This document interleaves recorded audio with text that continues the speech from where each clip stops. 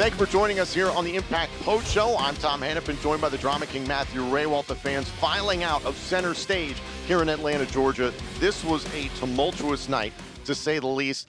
We will be talking about what happened in our main event this evening. Aldis and Rush against the Motor City Machine Guns. Rush pinning the X Division champion Chris Sabin. We are going to dive into that match heavily later on here on the post show. But first, we want to talk about something that was deathly serious, the harrowing circumstance surrounding PCO, who was lit on fire by Bully Ray and Steve Maclin. This has called into question what in the hell is going on come Slammiversary with the matchup between PCO, Scott D'Amore, Bully Ray, and Steve Maclin. We thought, I think we hoped and prayed that Under Siege was maybe the limit to which Maclin and Bully would go. Yes. We saw Scott D'Amore, the flaming table. I almost got involved in that and everything like that. We thought surely that was the most hell on earth we could see between them, but they continue to up that level to a pretty disgusting degree. And I know we always talk about it, that PCO's not human. He comes back from anything, but good God. How do you come back from that? I don't have an answer for that. And Scott D'Amore, Gia Miller tried to approach him for a comment. He wasn't even necessarily sure how you move forward. He handpicked PCO to be his tag team partner, and frankly, he handpicked PCO to challenge for the Impact World Championship at Under Siege. We talked about that heavily. So many people have talked about, I'm going to be the one to kill PCO. Steve Maclin has said that a number of times.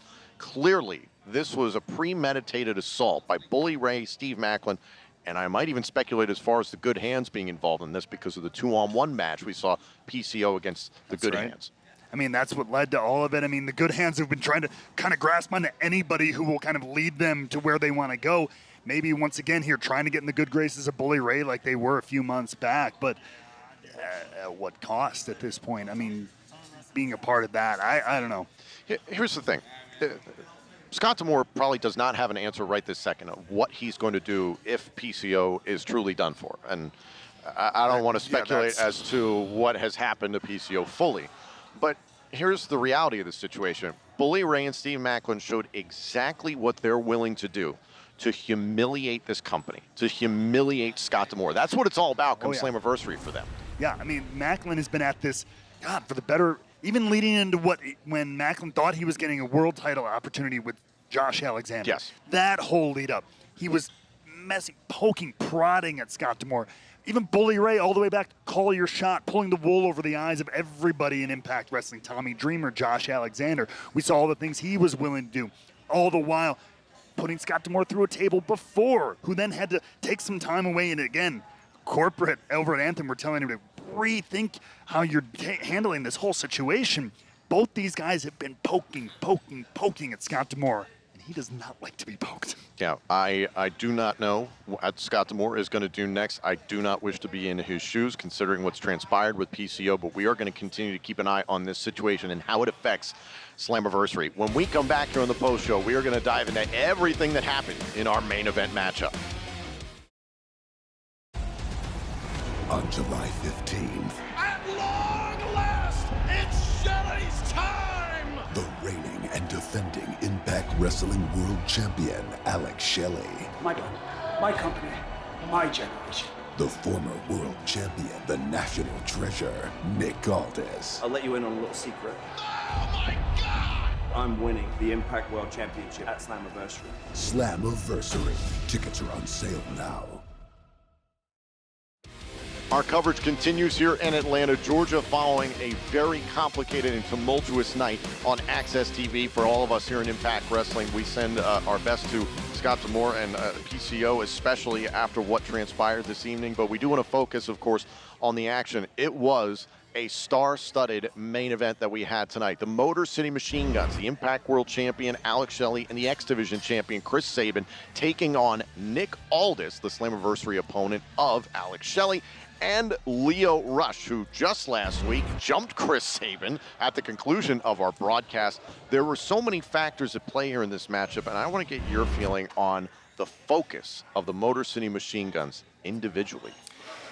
This is something I've kind of worried about or hinted at in minor terms or major terms, but I mean, all they've accomplished as a tag team is well documented. There's a reason they're the most impactful tag team in the last 20 years, and there's a reason now that they're each individually our brightest champions. You know, X Division champion in Chris Sabin, world champion in Alex Shelley.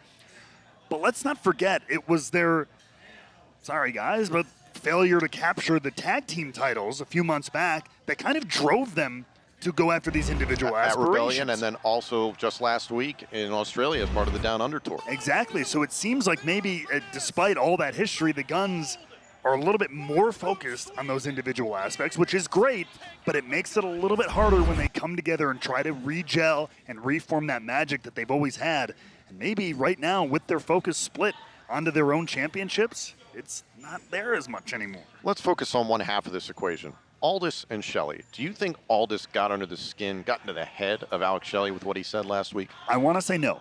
Alex Shelley is a veteran of the sport, 20-plus years. We talked about all that in the lead-up to Against All Odds, but it's also his first time on the mountaintop, and that is a new experience. For the first time in Alex Shelley, his career, he has a new experience. This is a role he's never held before.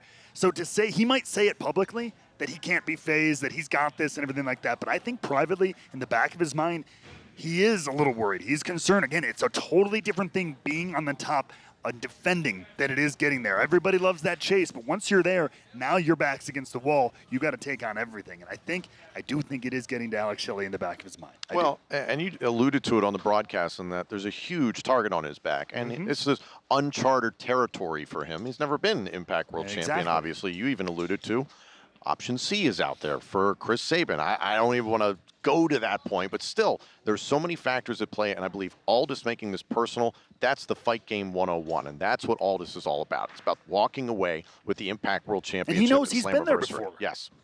And also, let's not take anything away from the performance of Lio Rush tonight. He and Aldis found a way to win, and ultimately Rush pinned the reigning X Division champion, Chris Sabin. That is huge. I mean, he came in last week, surprised us all when he jumped the Motor City Machine Guns with Nick Aldis.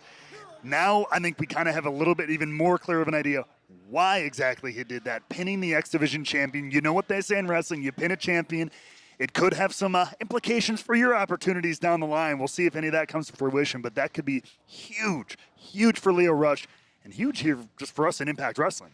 Slammiversary just 1 week away from Saturday, live on pay-per-view, Fight TV, and DAZN internationally in Windsor, Ontario, Canada. It's going to be a rocky road.